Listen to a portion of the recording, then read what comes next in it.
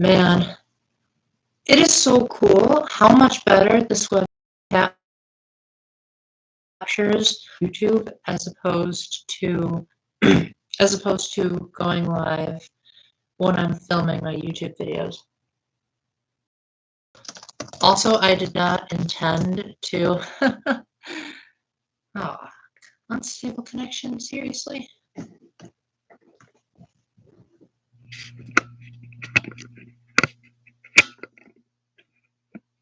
Okay, much better. Alrighty.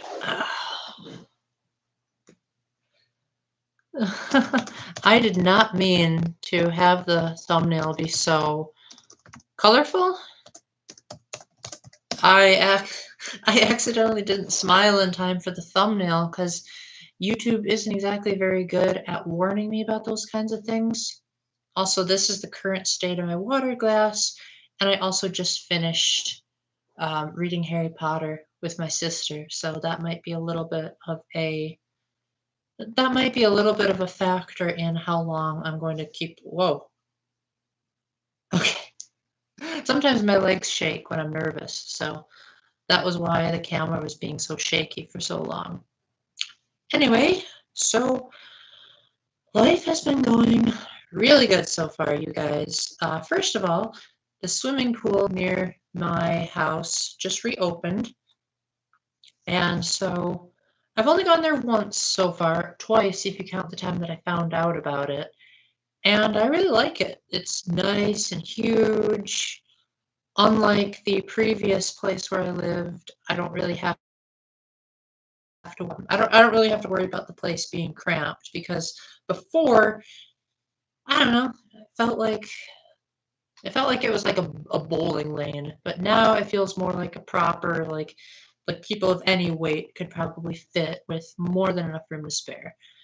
Also, they're so much more lax than they were at the previous place. Like at the previous place, they had this restriction where you couldn't even wear t-shirts in the pool unless they were made of nylon. These guys are just like, yeah, wear whatever you want as long as it makes you comfortable. So if you're the type that's just like, I don't like what I look like in a bathing suit, then don't wear a bathing suit. Just wear whatever you want. So I'm not expecting too many people to actually watch this live. So I figured if that's the case, then I'll just go ahead and give you guys a little bit of an update on what's going on in my personal life, maybe a little bit of thoughts about where the channel's going. Honestly, I don't see it going in a radically new direction anytime soon. But I do see myself. See, Nintendo's been being really slow with video games, so I don't really see a whole lot of new 2021 releases happening anytime in the near future. I know they'll come eventually because Nintendo is always slow at the beginning of the year. But I feel like the only two games I can think of that I'm actually looking forward to this year are Neo: The World Ends With You and Super Mario 3D World plus Bowser's Island of 3D World when it first came out. But Bowser's Fury looks like it's a decent enough exploration-based side mode that I could see myself thinking that, you know what, that'll make up for the lackluster feeling I had with the original 3D World. And I'm also really excited to experience more of what probably would have been an Odyssey 2 had this not been a pandemic year. So I'm looking forward especially to see what kind of new music they have, because that was one thing I really liked about 3D World, is it had a nice big band style of music. And I really like that. I prefer orchestral scores, but maybe they'll have some. Maybe during the big Bowser fights, they'll have a nice orchestral number that rivals that of Roar Dominion in Fire Emblem Three Houses. I don't think I told you guys what I got for Christmas either, so let me just do a quick run around. Not all of them are in this room because I've since opened them and used them, but there's, assuming I'm doing the finger correctly, right here. You can just barely see there's a pink Yoshi yarn amiibo.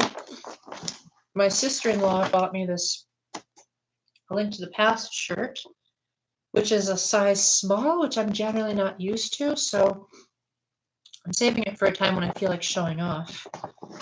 And then this here is a RetroLink carrying case for my Switch and a few games. Currently, I'm not using it because I already have a Switch carrier around here. Here it is.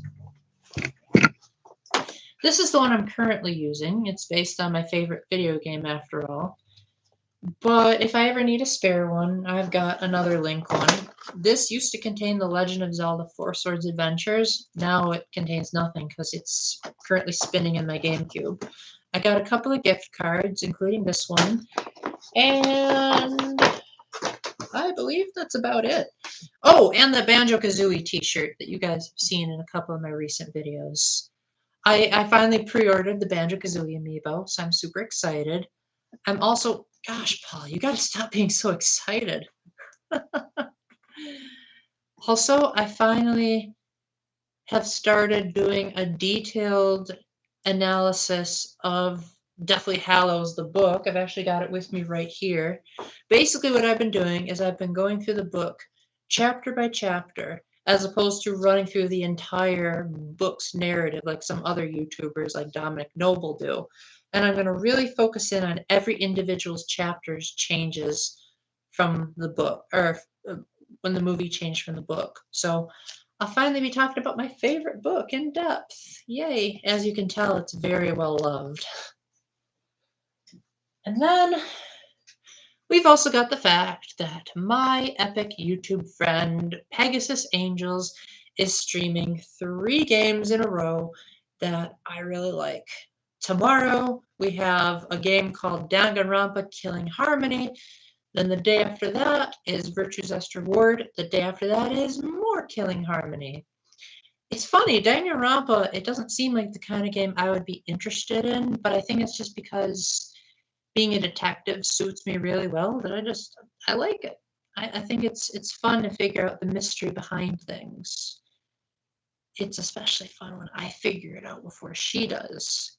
And then it ends up being more or less a try to see how fast her logic catches up to mine kind of deal. I just remembered. I just remember that some people might be in school today, so that's probably why no one's here. I might end up having to reschedule because of that, because I've never been to college myself, and I figure some prep. Yeah, I did a blunder. I will probably end up rescheduling this because most of you are in, most people are in college. So apparently I have the whole house to myself, well, most of the house to myself for most of the day, so that should be fine. So I'll apologize in the comment sections for those of you that watch this late, and I'll try to do this later on today so that you guys can properly. Oh, I stand corrected. One more person just joined. Unless if that's a bot. Okay, I stand corrected.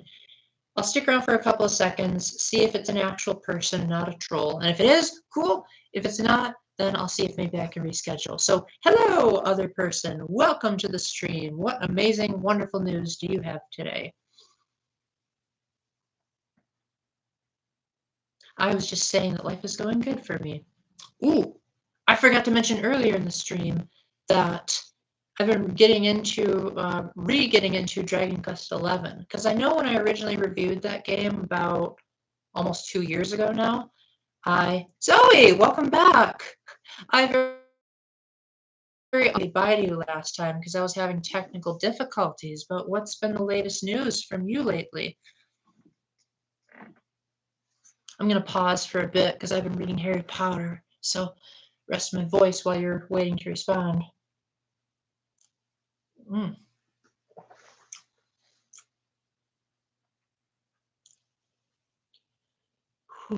Reading Order of the Phoenix, too, where there's a lot of Harry getting upset.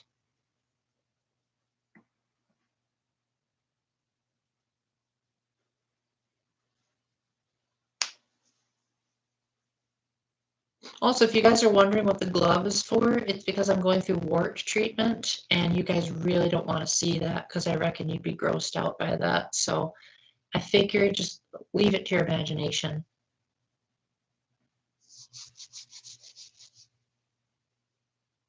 My favorite character, honestly, I kind of switch between the years, but I would have to say I'm really torn at the moment because on one hand I want to say Hermione, on the other hand I want to say Snape, and on the other hand I want to say Luna. But if I had to pick between the three, I think I'd probably have to say Luna because Luna's also the outcast in the series, and I've always been the outcast. Like even back when I was actually in school, I was way more intelligent than any of the kids my age, and that's what ultimately got me kicked out of the school was because I was so intelligent that they would have put me with the 20-year-olds when I was 9. Um, as far as the character I relate to the most, I'd probably have to switch between Hermione and Snape, depending on the situation, because I can definitely relate to how Snape seems to act as though everything in his past is still happening to him nowadays. But on the other hand, Hermione is also very intelligent and book smart, which kind of reminds me of me. What about your favorite character, Zoe? Who do you really like in Harry Potter?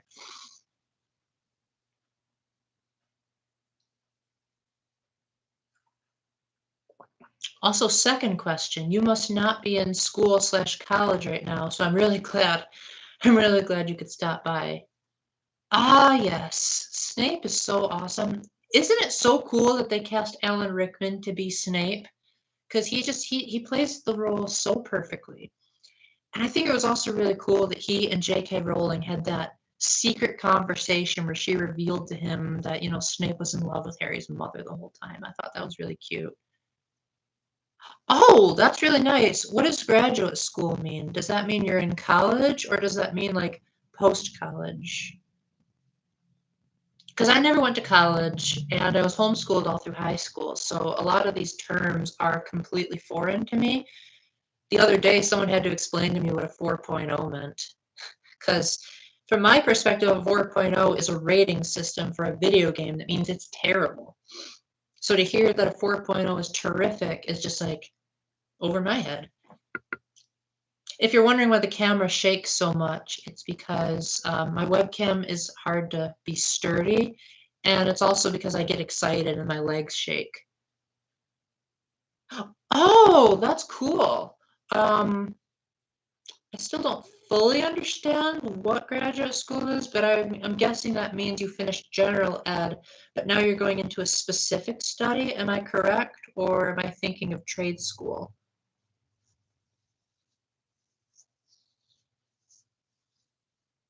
But it's nice to know that you're one of the older folks because I don't know of too many college age people named Zoe. I always thought that was more of like a new age Gen Z type of name. So way to prove me wrong. As for me, I know I didn't go to college, but one thing I'm really hoping to do with my life is I'm hoping to get a job as a janitorial and just like quietly make enough to make a living. Maybe get a girlfriend, but we'll see about that. I'm still getting used to the new area, and so I don't really have any friends that live around here. I mean, I do have friends elsewhere, but most of them are already taken, so, and I wouldn't want to cheat on them. Oh, you're planning to be a professor? That's super cool. I'm not really sure. I've never actually heard the term mater's degree before. I'm assuming I'm pronouncing it correctly, or is it mater's degree? Um, well, regardless, if you do get to become a professor, that would be super cool. So, what would you say is the biggest difference between the environment at graduate school versus the environment at college? Would you say it's mostly just the maturity of the people around you and their Oh, master's degree. Okay. Yeah, that makes total sense. Yeah. Well, it makes total sense that's what you meant to say. Not that I understand what a master's degree means. Now, I don't specifically have any degrees, but if I were to pretend to have a mock degree, I'd say public speaking. Because I started public speaking way back when I was 17, and my second speech ever got a 99% approval rating. So that's one area where I probably wouldn't have to go to college even if I wanted to, because it's just a natural born talent. So, do you have any natural talent, Zoe? Oh, I see. So do you actually get paid to go to graduate school? Because that would be really cool.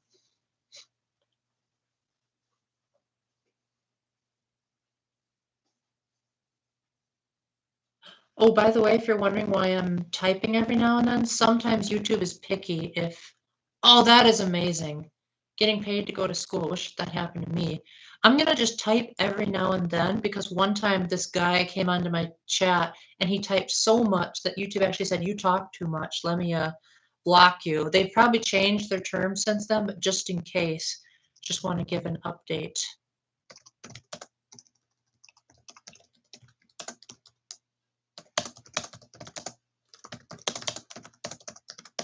Okay. Yeah, so Zoe, I know you were one of the people that watched my overcoming aquaphobia video. I should have been more specific and say that I'm still overcoming elements of it. Like the other day, I was at the swimming pool and it took me a couple of seconds to actually jump into the water. Once I was in the water, I was totally fine. And I really liked the lifeguards there. They were really nice. Don't know them enough to say whether I'd call them friends or not, but they're definitely people that I wouldn't mind talking to. And every now and then, sometimes when I'm in front of the sink, I pause a little bit, but I'm definitely way better off than I used to be. I think it's more so the matter of association, like considering what happened in the water. Part of me is like, I really don't want to have to repeat that again, which is stupid because the person that was responsible for a lot of my fears is dead now. So it's like, unless she can haunt me from beyond the grave, I really don't think that's going to happen. But there could also be weirdos like her that are still alive.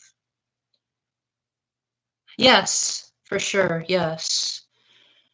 I imagine the day that I become perfect would be. I imagine the day that I become perfect is the day that I go to a water park. Because I don't really have a whole lot of bucket lists per se.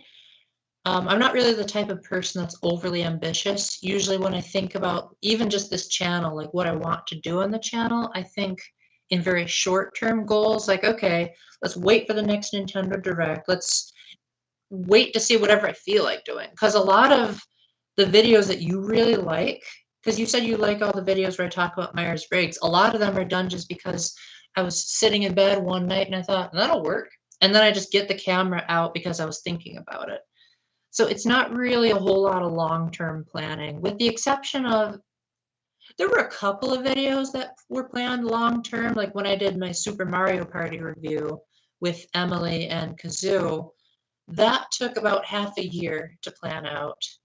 And then when I did my Let's Go Pikachu review, that did another half a year because I had to get Emily to find a good time to record her camera.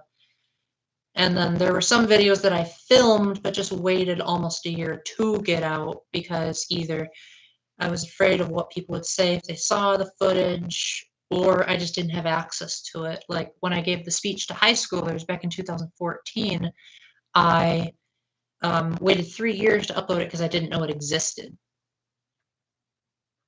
Yeah, yeah, I would agree. I'm the type of guy where I think as I speak. So a lot of times when I'm typing out these really deep, thought out responses to people, they're often the result of, I don't know, me kind of thinking as I go along.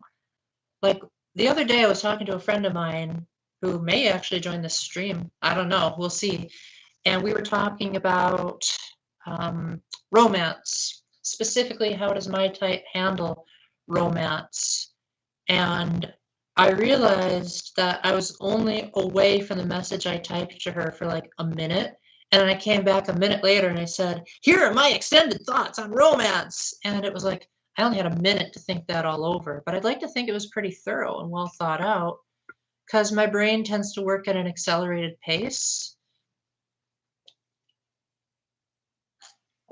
And I think that's probably why I take more naps than the average person, is because my brain works really hard. But a lot of times that's actually what helps me sleep as well, because, and pay attention, folks, if you have insomnia, this is my plan of how I get to sleep every night. Because I actually have been suffering from insomnia ever since I was 13. And My advice is overload your brain with too much information so that the brain eventually becomes tired out from the thinking and then it just goes to sleep. So for me, if I just overload my brain with facts about something that I like, eventually my brain just says, shut up, Paul, and it starts thinking of nonsensical things. And that's when I realize I'm about to doze off. I'm also what you would call a lucid dreamer, so I can actually be aware that I'm dreaming and like I can snap my fingers in the dream to stop something bad from happening. So I'm really curious how many more people have that kind of ability. So Zoe, you forgot to, yeah, for sure. Yeah, I would totally agree because I'm the type of guy where I'm not really I don't really act very well in the nighttime, or other way around. I act really well in the nighttime, but not anytime later. Yeah, I sometimes remember my dreams, but the ones I do remember, I often get confused with reality because I had a dream that I found a hidden cheat code in Super Smash Brothers that allowed me to have an additional list of songs, and some of those songs were actually licensed tracks. And as I was half asleep tonight in my bed, I kept thinking, oh man, I should just grab my Switch at 4 in the morning and just boot it on because I'd love to hear Away in a Manger in a Smash Brothers game. But then after I finally woke up, I realized, yeah, that was a dream because Sakurai took all the way until 2020, 2 years after Ultimate came out, to add more than just two Final Fantasy songs. So if he had that much trouble with a video game, imagine how much he would have with a Christmas Carol. So Zoe, I don't think you told me what you're going to graduate school for. If you don't mind me asking, if it's personal, you don't have to mention it, but I would be really curious what you're actually interested in.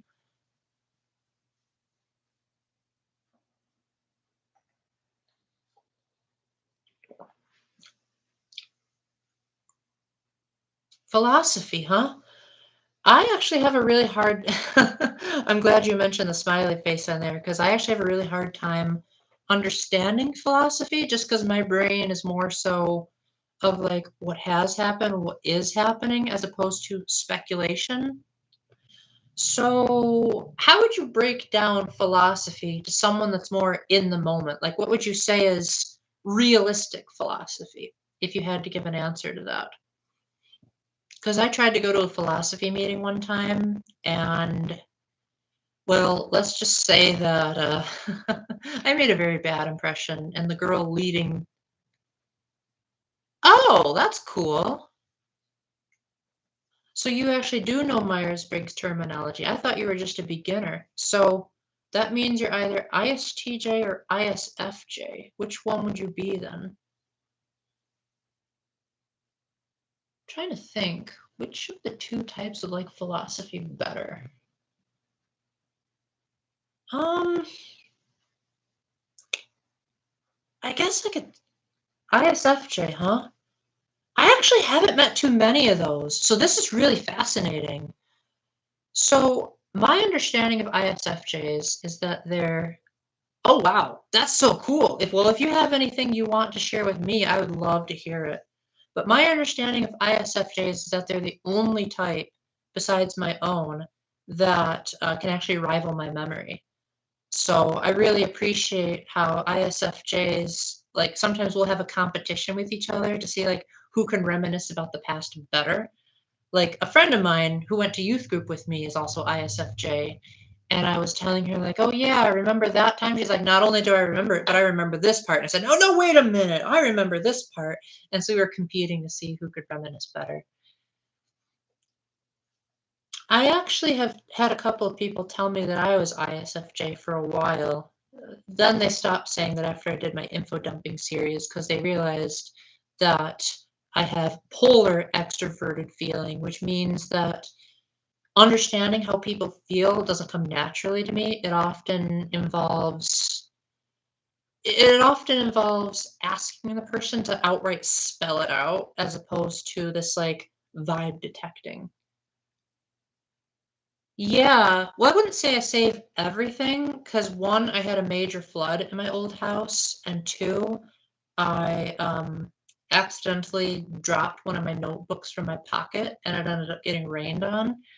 But I save a lot of the letters from the past. I also saved a couple on my old computer, but then that computer got damaged, so I lost a lot of the files. But I do like rereading. In fact, oh, it's all the way over there. I don't want to walk all the way over there, but I have this purple notebook that has signatures of nearly everyone I've ever met.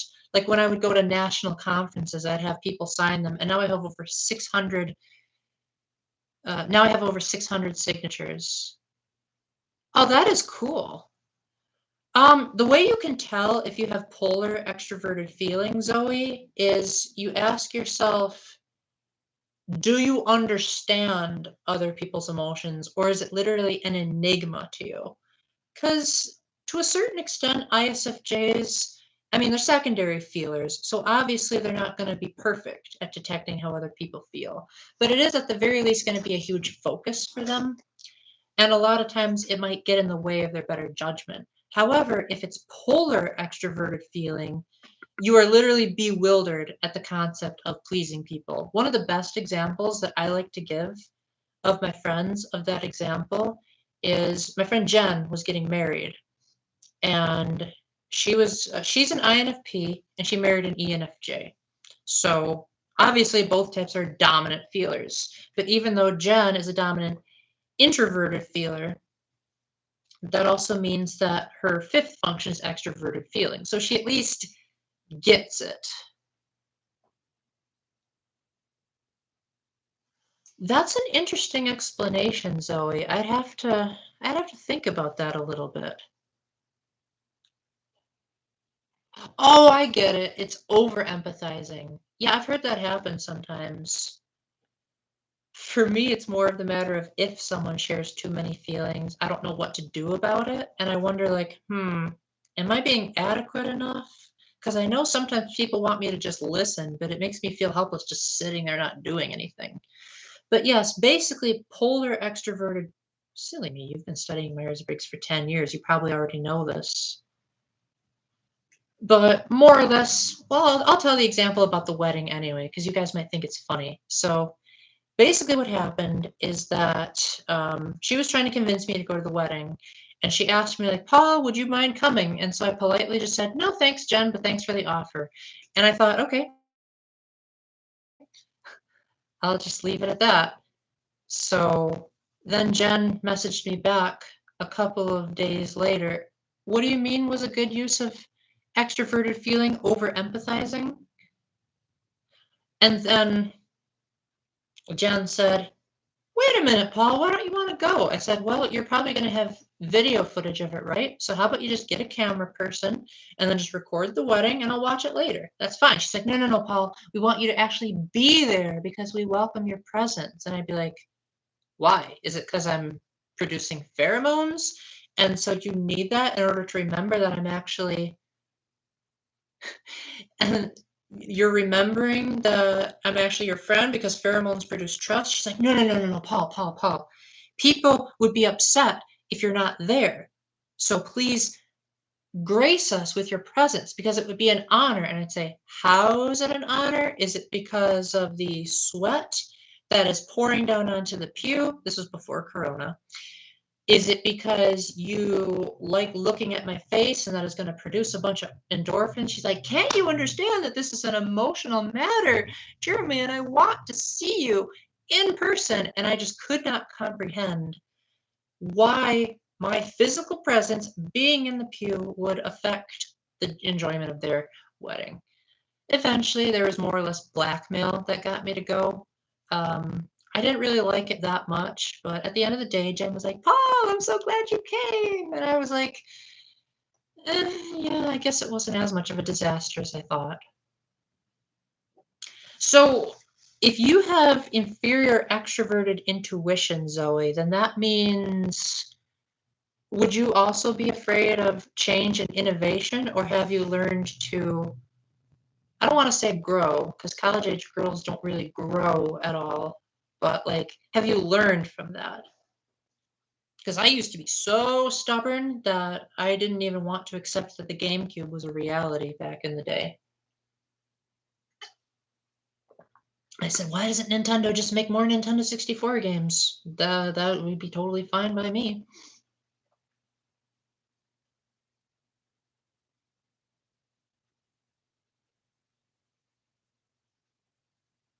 Also, these T-shirts are a good example of inferior intuition. Most of my intuitive friends say that I don't really possess too much of a wardrobe because I usually wear the same shirts over and over again. Yeah, me too. Like, a lot of times, like, for example, how I got over aquaphobia, I'm sure you remember in the video that I had to be with my friends to get over it. Yeah. Well, I'm not always like that because sometimes when people introduce something new, I think that because they have a different perspective than me, they might have a somewhat biased perspective. Like, for example, my dad was like, "Oh, 2001, it's this very futuristic movie, and you gotta see it because it's so profound." And I was like, "Okay, cool." And I watched it, and it was a total snooze fest, with the exception of when the computer kept saying, "Dave, Dave." My voice is shot from doing Harry Potter, so I can't do it properly, but more or less, it was just boring and confusing, and I'm like, "Why is this considered the greatest movie ever?" Like, even the worst Harry Potter movie is better than this. And so since then, whenever my dad says, "Want to watch a new movie?" I'll be like, better not be a 2001 example. Or my best friend, where he introduces these new board games. And a lot of times he loves them and I hate them. So I've learned to take every new experience with a grain of salt because my friends' track records haven't always been perfect. But I do try little baby steps every now and then. Like, one of my favorite baby steps was when I allowed people at my young adult group to sit in my chair and I would sit elsewhere. I still got a little bit uncomfortable by the change in routine, but at the end of the day, I also said, well, it's not killing me either. But with that in mind, Zoe, how are you able to handle?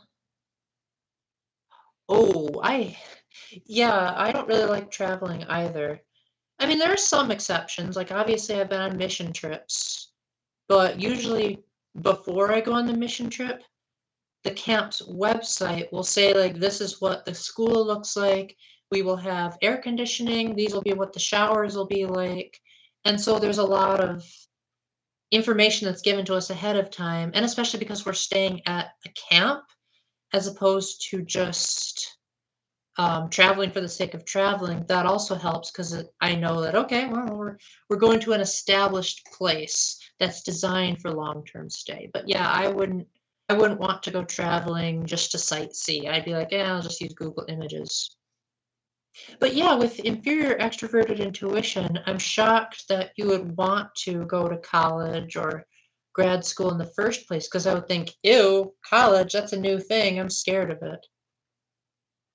Yep, information gatherers. That's actually the definition of perceiving types is they're information gatherers, whereas the judging types are enforcers first. So that's why you see a lot of them in, say, leadership positions or motherly, fatherly roles. And that's also why the IJs should be IPs because our dominant functions are all about gathering information. And now that you said you're ISFJ, it makes so much sense why you don't comment on my videos as much because of the tertiary introverted thinking, meaning that it's harder for you to express your thoughts directly without having adequate time to think about it. So that makes all the sense in the world. Oh, I see. It had been part of your plan. Ah, that makes sense. So you were probably thinking about what you were good at and decided to improve it. That seems like a pretty reasonable plan to me.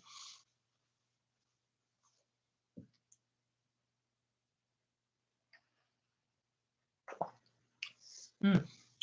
So when you say you studied Myers-Briggs for 10 years, what would you say is, yeah, good for you. I would hate moving away. I mean, heck, all the trouble it took to get me into this house, ugh, that was a pain.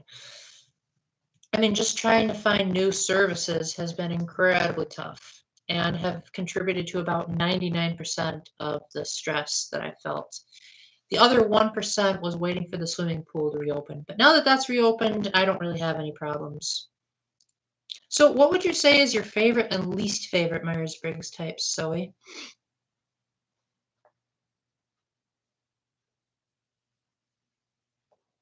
Also, I love how clear this webcam is compared to when I use Movie Maker. Like, man, that Mario figure looks, honestly, it looks even better in this feedback on YouTube than it does actually when I look behind it with my real eyes. That is kind of hilarious.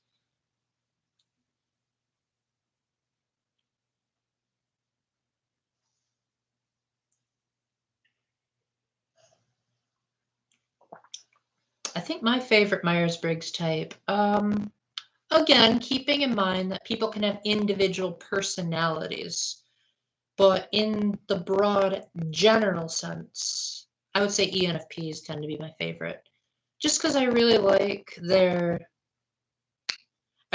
how, because they're basically reverse my functions, they help me learn how to be better.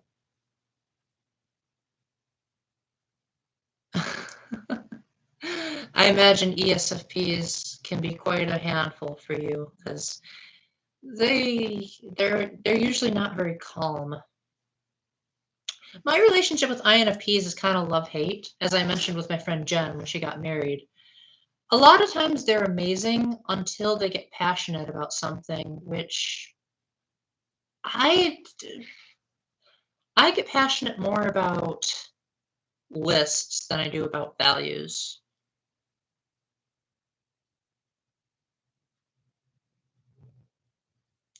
Um,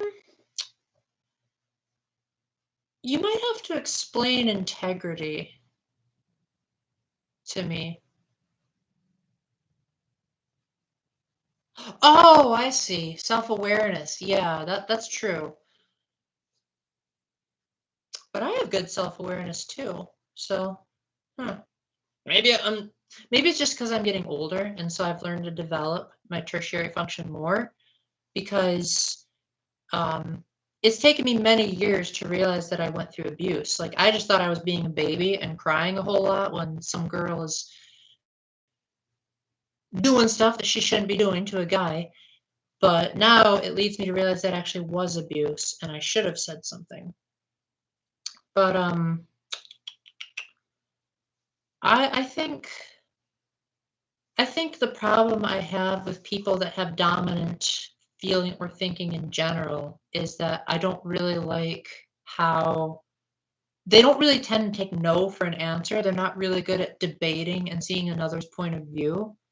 Like a lot of times when you try to argue with an INFP, they'll claim they're being logical and they'll claim they're hearing you out.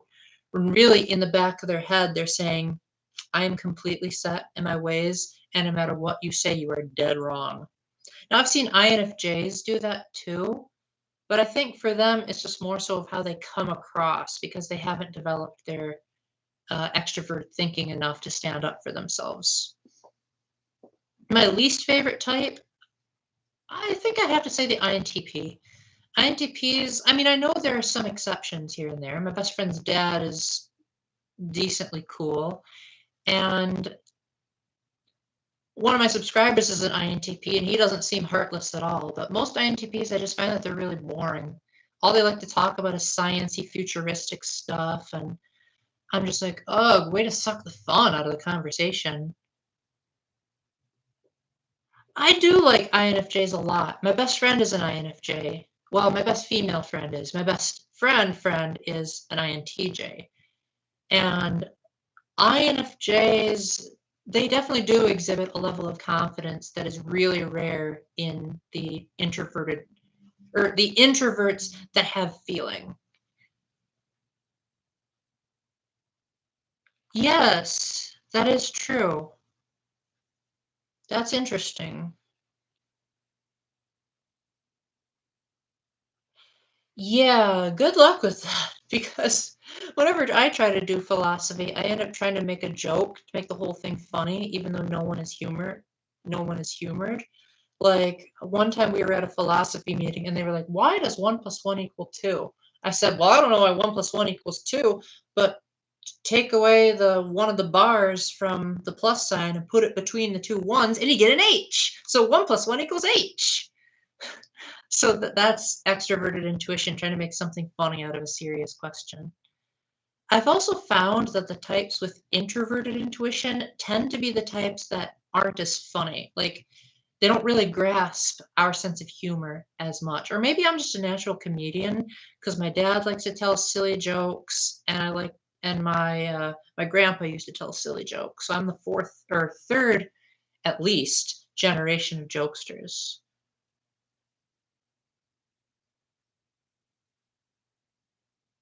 Ah, I see. So in other words, if I'm understanding you correctly, well, I've heard that ISFJs don't typically express their humor because they're afraid people won't get it. I could be wrong, but that's what I've observed so far. Not everyone has a sense of humor. I know there are a lot of ISTJs who are really stuck up and boring. I just happen to be the humorous one, again, because of my family background. But yes, that is true. I think, well, I wouldn't say I'm not nice. Like, I do tend to most of the time keep my cool when I'm in a discussion.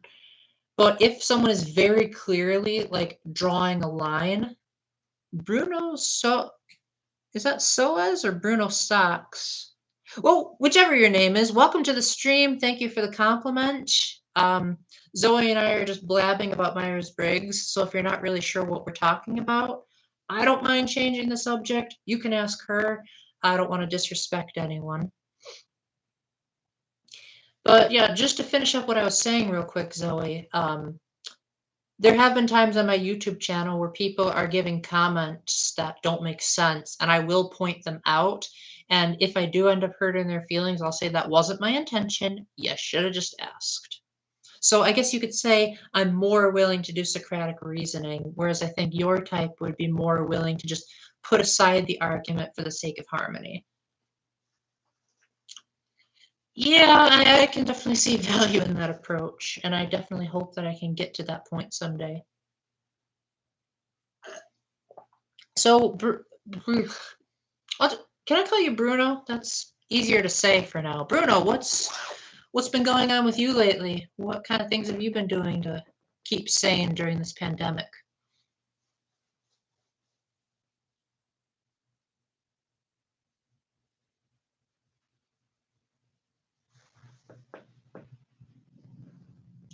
One thing that I've been doing to keep myself happy during Corona is, well, for one, I'm multitasking. Well, just, well, I'm not your boss, so this is more of a suggestion than an order, but please don't let me get in the way of you getting a paycheck, because if you're going to do a job, you got to do it right. And that's what my dad always told me.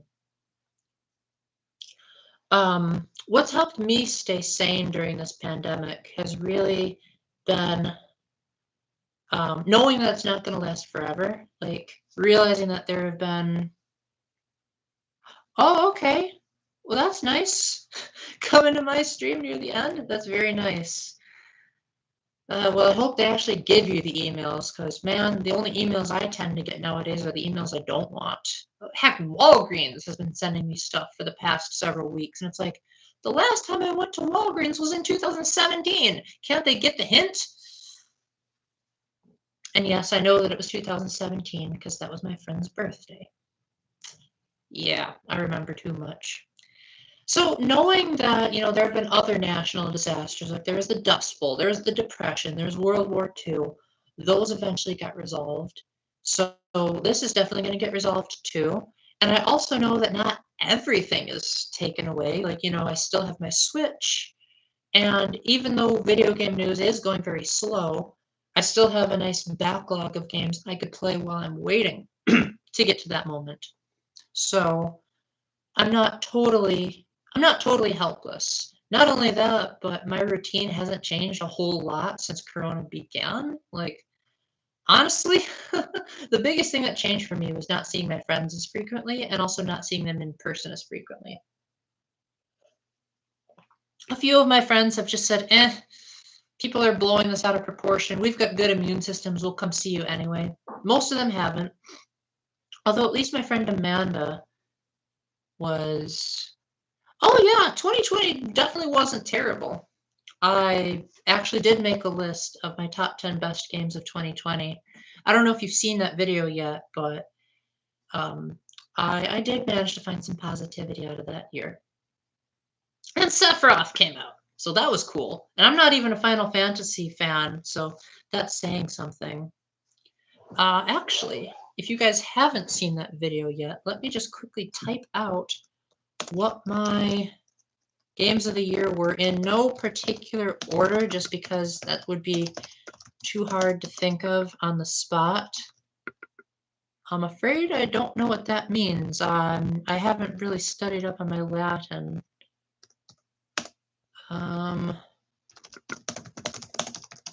Apparently you can't do the shift bar in a live stream chat, so you guys will have to work with me a little bit. Oh! I always thought they were saying Sephiroth, and then I found out it was actually a Japanese word. Oh, yes, absolutely. Well, thank you very much, Zoe. This was a pleasure, because I know you're usually in the background compared to the other people in chat, so I'm really glad you and I could have a nice one-on-one. So, yes, thank you very much for stopping by.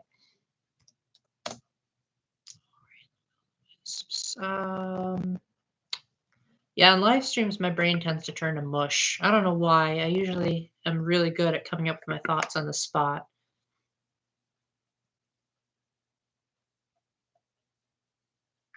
Oh, hello, Super Vegata 20. Do you mind giving me a nickname? Because that's a little bit of a mouthful. But yes, thank you so much for coming to my channel. The numbers that you're seeing are, I've been listing my top 10 games of 2020. I tend to do a lot of, nowadays, mostly just Myers-Briggs and gaming, but I'm trying to also get back into like doing personal testimonies of how I've come to the Lord, how I've helped other people come to the Lord, how I got over being a misogynist and all that. Okay, super's fine. That's cool. But yeah, I like to think that my channel doesn't really have a genre that it sticks to, because, fun fact, I wasn't always the Catholic gaming nerd. I've actually had 2 name changes since my channel started, and I intended to just film whatever I felt like. Like, at first I started out recording my own songs, then we also had a couple of videos where we did random stuff. I filmed myself doing speeches to high schoolers. I've done myself dancing in front of the audiences like an idiot. I've done videos where it's just me and the camera crying. So it's a whole bunch of stuff. So basically just ask for it and I'll see what I can do. Number 8. What was number 8? Dang, 2020 was a weird year if I'm having trouble. Oh yes, A Short Hike. How could I forget that game? The game that not a lot of people talked about, but if you love exploration, that was a good one. Xenoblade Chronicles. I actually rated that number 1 in my best games of 2020. I had never actually beaten the original Xenoblade before. I tried so hard. I had the Wii version, then I had the 3DS version, and the Switch version finally made it easy enough for me to do.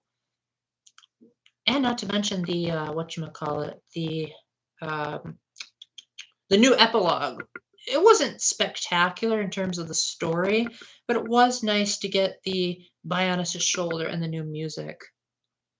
I've actually only played the first one. I haven't played X or 2, but I heard that 2 is really risque and X has a lot of mechs, and I'm not really a huge fan of mech games, so I'm still kind of hesitant about getting it. I might rent it one of these days, so we'll see. And it actually has free DLC that decreases the loading times if you have enough space on your Wii U. So why don't more games have that? Oh, Hyrule Warriors Definitive Edition. What would you recommend? Would you recommend Xenoblade Chronicles 2 to someone who's already played Definitive Edition Super? Because I played Xenoblade Chronicles 1 first, and then I heard most people say that if you're used to 1, Xenoblade 2 is like kind of pathetic in comparison. it looks kind of pathetic too. Like that graphic style just looks too much like Wind Waker to me.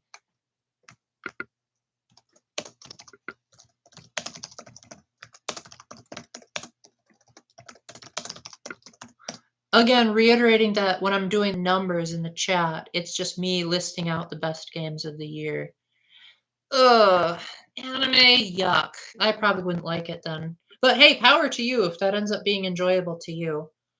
That's not to say I won't play games that have anime elements. Like I play Fire Emblem Three Houses that has anime cartoon styles, but it doesn't feel like an anime. It just has an anime influenced cutscene and art direction. But games like Tokyo Mirage Sessions, as much as I love the battle system, I don't really like the story at all. I can't think of really anything that's cool about it. But it's so much fun to play that I just put up with the boring story and just do it anyway. 5.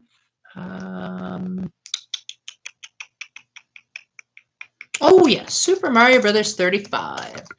I've actually gotten so good at Super Mario Brothers 35 that I usually consistently come in 3rd place or higher. And there's a new video on my channel where I had me doing a victory. It was a pretty unorthodox victory, but a victory is... I probably could. The biggest thing that stopped me from getting into Xenoblade 2 is that I've heard that it's really hard. And even if you're used to Xenoblade 1, it has a really confusing battle system. So I would want to know, like, if you're used to the first one, would you be able to jump into the second game's battle style? Because that's the big thing for me is if it's not fun and if it's too hard and confusing, I'm not going to want to play it. Here's one that's controversial, Paper Mario: The Origami King. Now, I do have mixed thoughts on the game, which is why it was relatively low on my list if you ever go watch the video. And keep in mind, the numbers are not in order. The video is actually where I do them in order. I'm just doing the first ones that come to my head. I still don't like how Miyamoto told the team back in Sticker Stars development not to use a whole lot of new characters, and so there's just too many Toads in Origami King. I don't like how they don't really have a whole lot of original characters, and I don't like how the battle system has a timer. That was never a thing in Paper Mario 1. Yeah, that might scare me off a little bit, not gonna lie. So, we'll see. At the moment, I'm playing through Dragon Quest XI, so there's another long 100-hour RPG that I'm doing. I originally reviewed Dragon Quest XI and didn't really like it, but now that I've learned that you can auto battle and that the saving system makes it so that you don't have to grind, I'm just like, well, guess who's giving it a try now that I don't have to put up with the tedious combat anymore. But those Tickington sections, ooh, those annoyed me. Those annoyed me so much because I hate old-fashioned RPGs, and the game all of a sudden becomes lousy during those moments. Super annoying. Oh, Evergate. I cannot forget Evergate. Quite possibly the game that even if you don't like the game, get it for the soundtrack. And the composer actually follows me on Twitter. Not only does he follow me on Twitter, but he actually saw my original review of Evergate, and he responded to it. And so now I can say that I'm actually on typing terms with the composer of the game. And he's just such a chill guy. Like, I always thought these composers with these uppity, the East, I never figured out how to pronounce that. Yeah, sure. If one ever comes on the Switch and has orchestral music, I might give it a try. At the moment, I'm at the financial situation where I'm still waiting to transfer to a new job because, as you can see, I just moved to this new house. So I had to quit my previous job so that I could move. And I loved my previous job. It was so amazing that we left on very good terms. The managers completely understood my situation, but man, boy, do I miss working at Culver's. But then the previous job before that, I was working at for 10 years before I quit. So I'm the type of person that when I get a job, I stick on it for the long run.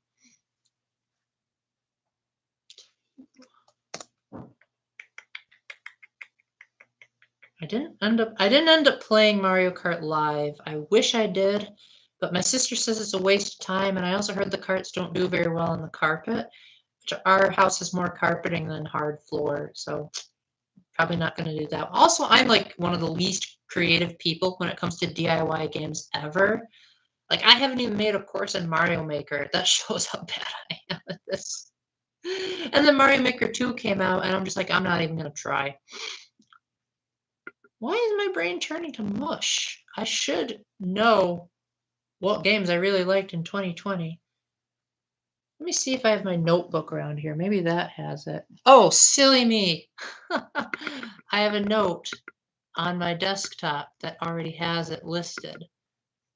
So here we are. And it even had them in order. Well, turns out the games I were missing were Animal Crossing New Horizons. Since then, I've kind of gotten a little bit burnt out, but it was fun while it lasted. And the game that literally no one, not even Nintendo-based channels, talk about when they talk about Nintendo is so slow in 2020, Tokyo Mirage Sessions Sharp FE Encore, which admittedly didn't change too much from the Wii U version, which was really disappointing because I really wanted an English dub. I wanted more characters. I wanted to see Ike, maybe some Three Houses representation, but at least they made it so that you could play it on the go. Because the original version, you had to have the gamepad and the TV. You couldn't just play it on one or the other, which made it super inconvenient. The loading times were atrocious, but apart from that, it was phenomenal. And the Switch version probably said, don't fix what isn't broken. So, Super, have you played any of the 10 games that I listed as my top 10 games of 2020? And do you have games that you played in 2020 that you'd recommend to me?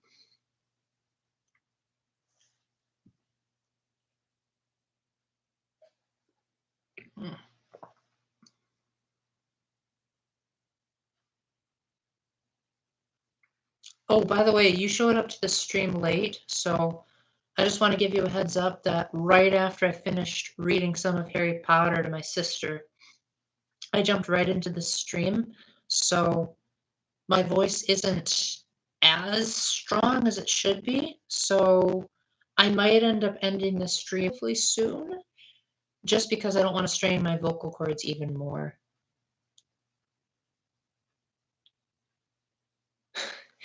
It seems like Animal Crossing is a more of a female-centered game. Like, don't get me wrong, my brother also plays it, so it's not exclusively female, but like his wife, my sister-in-law, plays it a heck of a lot more than he does. And then like most of the people that I know who stream Animal Crossing are females. So is it because it's a decoration sim? I don't know. I did hear recently that New Horizons actually did sell more to females than to males. I think it's because you can put furniture outside and you can also change your look whenever you want. Whereas, like, I think females were forced to, I guess, always look like they were fat in the previous games, and maybe that turned them off. Whereas now you have more control over your body proportions. And the males, they had it really bad too in the original Animal Crossing because they had to have horns sticking out of their head, which was really annoying. And you also couldn't change your appearance whatsoever except for your shirt. So I don't know why it took them so long to figure that out. Maybe it's because they were already optimizing the GameCube to fit everything else that they just said, oh, we'll save it to the next game. No, that's not Corona. That's just my voice getting sore. So I think I might have to wrap it up here. I'll wait a couple more minutes just in case someone wants to say hi, but yeah, my voice is starting to go, so I don't want to strain it too much. But I'm really glad you came to my channel. Catholic converts have a nice zeal to them. Sometimes it gets them in trouble, but it's better than not having any zeal at all. So I really appreciate that you came into the church. And if you have any questions about some of the stuff that maybe RCIA didn't teach you, you can always come and ask me. So I'll put a little note here in the chat that my voice is getting a bit sore.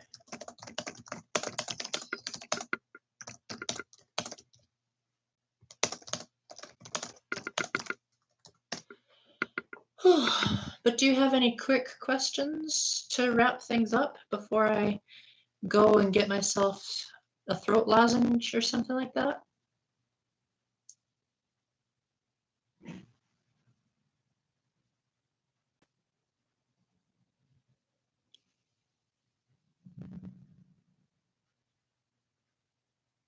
Yeah, not a problem. I definitely, I don't know if you knew this, but in some of my last videos of 2020, I mentioned that I wanted 2021 to be the year of really doubling down on Catholic content on this channel, just because it's not like I've been ignoring it. It's just that it's been hard to talk about recent issues without getting into politics because there's not really Catholic directs, whereas there's plenty of Nintendo directs. But since they shut down my favorite conference, I might not be able to chaperone anything this year, and that's going to be really devastating. So the Oh, okay, yeah. Well, you enjoy your work and make sure to stick around. Don't be a stranger. I'm not really the type of person that asks for likes or subscriptions. To me, what matters is loyalty. So if you could just leave comments on my videos, that would be more than sufficient. But yes, so I plan on doubling down on the amount of Catholic content I make just because if I don't get to go to conferences, that's going to be like a huge blow to me. So Catholic content usually takes a little bit longer to make than my other videos, so you guys will still have to be a bit patient with me, but I'm definitely going to put much more of an emphasis on personal testimony and like how I've improved, because that seemed to be what people liked at the conferences in the past. I actually got to speak to like a third of the whole conference about overcoming anxiety and depression at the last conference they ever held. So, yay me. All right, guys. Well, thank you very much for joining. I'm sorry if I couldn't address all of you, but I really appreciate you guys sticking around. I know my streams aren't the most technically amazing, but maybe one of these days, someone who's an extroverted sensor can teach me how to how to show you guys when I faced Sans in the Undertale simulator. So again, thank you very much for watching. Thank you, Zoe and Bruno and Super, for sticking by. And until the next time, keep the faith, stay epic, God bless, and let me ask my sister where they keep the throat lozenges. Bye-bye.